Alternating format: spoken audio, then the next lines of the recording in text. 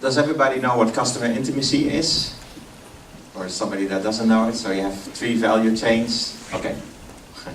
One is more product price or product leadership, one is price, and the other one is customer intimacy. So CM system, Consumer Identity and Access Management System, they usually build a consumer or a customer profile. That's their basis. And if you look at it, these things like personal data, a little bit more limited now because of the GDPR, so you can't collect anything up front that you may not have to use yet, because then you need consent. Then you have social network. This is more driven by yourself, so there are much more capabilities. If you share things with your friends, they don't necessarily need to get into the system and get connected to the CM system. Preferences could be like email preferences for communication, or could be like horror movies, things like that. And eventually, the consents you need there where you're collecting information that is outside of what's necessary to provide the service. So that's quite some information you're collecting, and that's basically the view of that consumer for the company. And then there's always a link with the product and the services you offer. So once it buys a product, you are allowed to send new information by email, for instance, about new releases of that product. So there are some GDPR, e-privacy directive kind of loopbacks there. Well, GDPR creates more interaction because of the consent. So the question if you are allowed to use that information, and normally you give value back to get an approval. Well, how to build a stronger customer intimacy driven by, how to build customer intimacy to create stronger engagement with your customer and using consent as an instrument. One of the things is that a consumer normally is not tricked into your business quite easily. You really have to attract the person to come to your service and to look around on the website. Don't bother them too much with pop-up screens, and then eventually they may be interested in knowing a little bit more about your service, and they may even buy a product or a part of the service on the basis of that. And after that, you can enrich the relationship in any way, shape or form. Offer more products, sell more, or offer more value in the service. So, but it's a journey. It's the customer journey you need to get that prospect through. And nowadays, if you look at the bigger companies, but also the smaller ones, it has to go through digital transformation. There are a few building blocks, certainly when you're doing business with consumers, that will be key for that. First of all, to connect to more and broader part of that user, so its community, its social part. Improve the registration must be very, very simple in the beginning, but you may add some additional steps in between if you want to create more security or share more information. Improve the conversion, make that easy at several steps in your website. Enhance the user experience, eventually creating a know your customer. I'll show you that later on. And then interact securely. It's an open door with all the breaches, and protect privacy according to the GDPR, which is a requirement. So if you want to be a leader, you have to create this frictionless, privacy-protected personal engagement. And if you're serving millions of consumers, it has to be at scale too. Then, if you look further ahead, that digital economy that we're all stepping in needs a lot more information than only your digital representation brings. So it really wants to know more about your real world. And then the question is, the things that I just showed in the CM slides, the things you're collecting, like profile information, social network consents, etc., will be enough going forward. Well, we doubt. Let me look. If you really want to go to know your customer, besides these things, which can be very powerful, you would like, or maybe even need, to have more information and more relationship kind of information. So, how is the family that is connected to the person? What kind of devices, if you're offering IoT devices or IT parts in your service? Is there a neighbor you may be using to bring a packet if you're not at home? Is there an advisor that is allowed to get into your financial information to give you an advice? So there are a couple of relationships that you would also like to put into the system that further on can be used to broaden the service or open up the service. But to do that, it's not enough to have the relationship, because you may know there's a neighbor and you know his name, email address, maybe his telephone number, but he may be awful. so you may not trust him. So what's that? So the thing is that you also have to give mandates. Mandates are like authorizations or like delegations, but you basically say, my neighbor can collect that package, or my wife can control the thermostat, or my kids can look at these movies. These kind of mandates. And you also need to store these. So the relationship with the mandates together, that will create that more bigger ecosystem of the real identity you're talking to and you have in your system. And then if you extend that, there's another thing called interest. So we just mentioned preferences like horror movies, and I want to be communicated by email, not by phone. Preferences can go a lot broader. I prefer to have some information about these kind of products, or I have this kind of political background, or like this kind of music. So it's much more broader information that can be shared and can be used to better offer a service to a customer.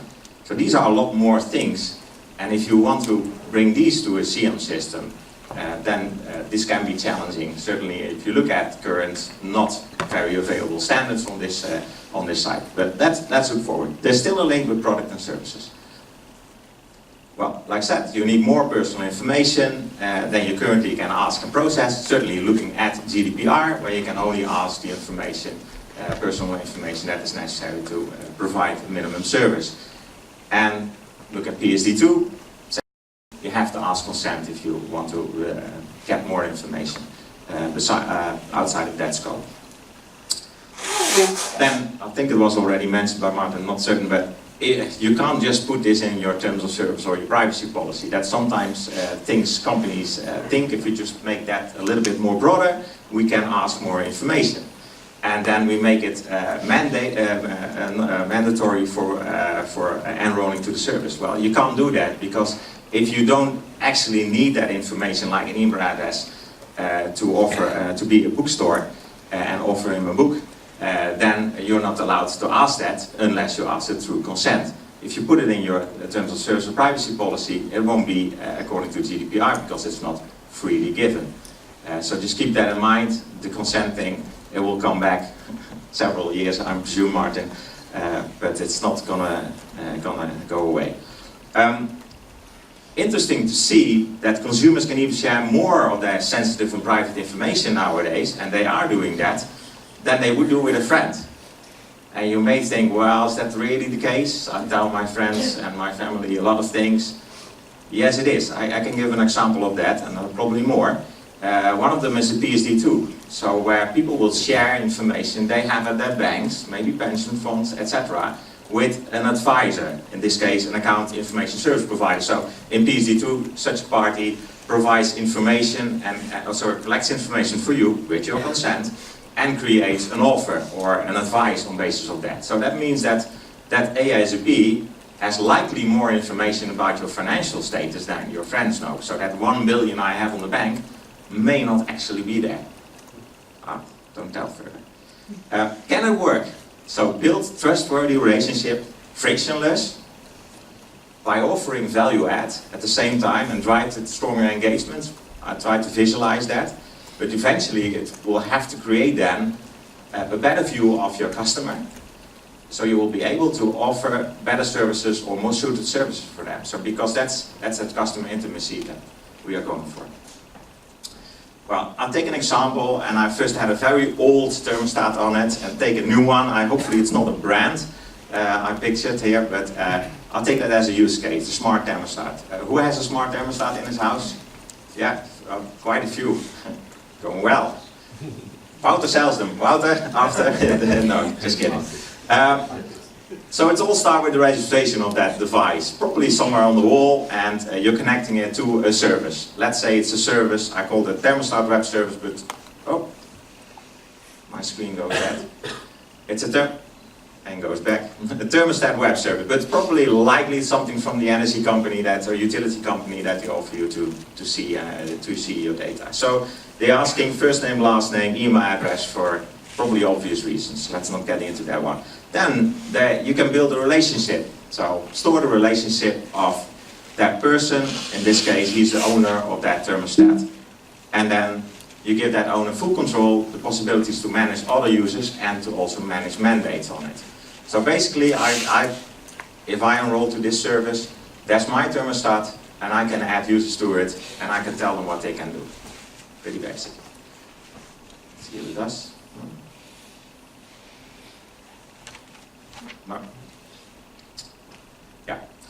And the next step is that I need to give consent to use that thermostat data. In this case, I need to give consent to use that thermostat data because I like my utility company to advise me on how to better use that thermostat in my house.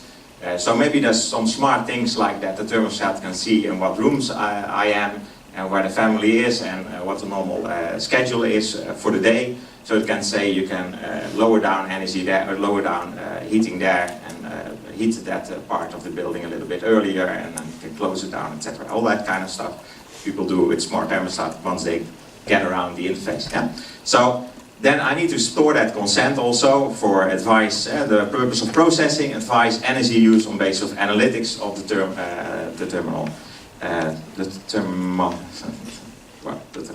And then I give an authorization to the company, utility company, to read that data, because otherwise they can analyze that data. It's still for me, so it's my data I give to them to analyze, to give me back the results. Nothing more than that, and I'm not sharing it with anybody else. So that looks like this. So it could be, I won't say pop-up, could be a screen, you initiate yourself, and then it will eventually ask if you can use the data of the smart thermostat. So they can give you good advice to lower down energy cost. So you say, okay, so that's what stores the consent basically.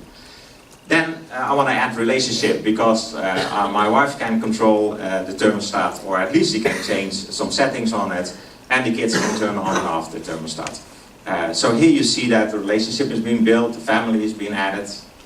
We have two projectors, so they make a mess of it.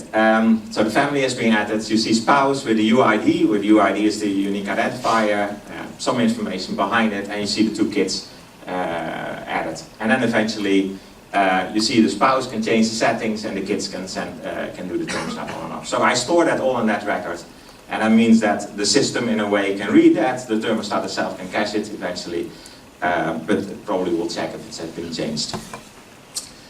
So if you look in your interface, that will look like this. So you have Paul, who's the owner, full control, manages users and mandates, and Marion, the spouse, can change settings and turn off the thermostat, because that's the minimum setting, and Leo and Katie are the two kids. So basically added these things and you're in full control.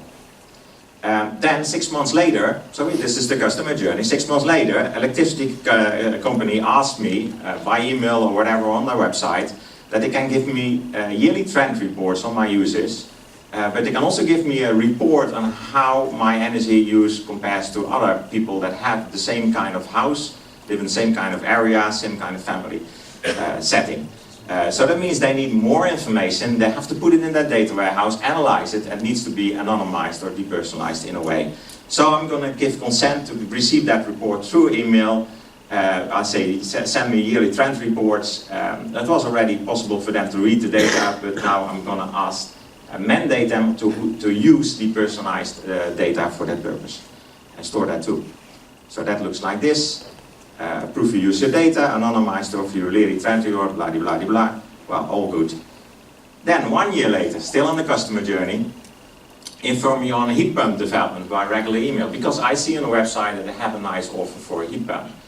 And I'll show you screens on that one later.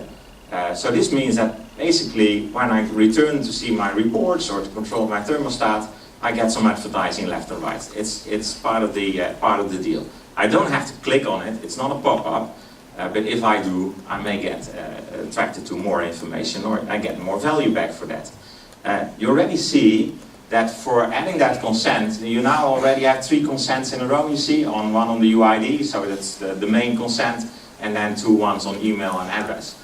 So you're storing consents during the customer life cycle, and that consents can be used by the web applications or the device itself. And you build relationships, several relationships, you have several mandates now, and several authorizations on that.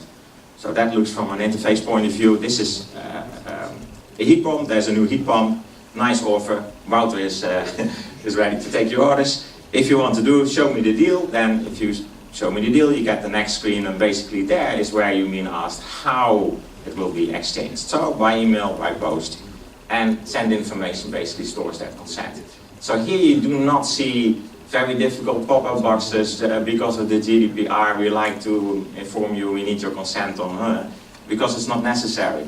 It just have to be very clear what you do. In this case, it's a one-time mandate to send you, one-time consent for, to send you information about that heat pump. It could be like a constant consent, you need more text for that, maybe not on the mobile phone, but it's the same principle.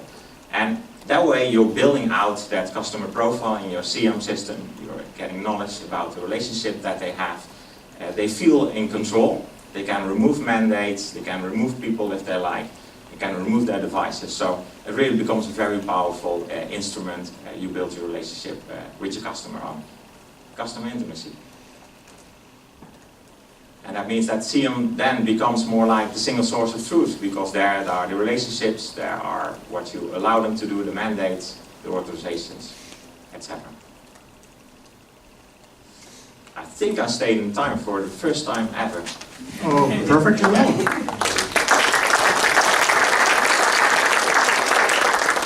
So thank you, Corné. And again, we have left some 2 minutes or so for questions.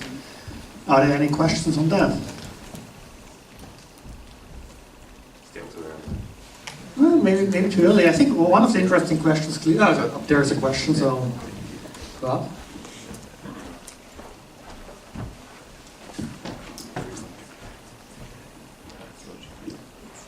Hi, you mentioned the example of the smart thermostat, which I think is very interesting because in the Netherlands, with the smart meters, you already get a lot of reports from your energy companies with comparisons to other households, etc.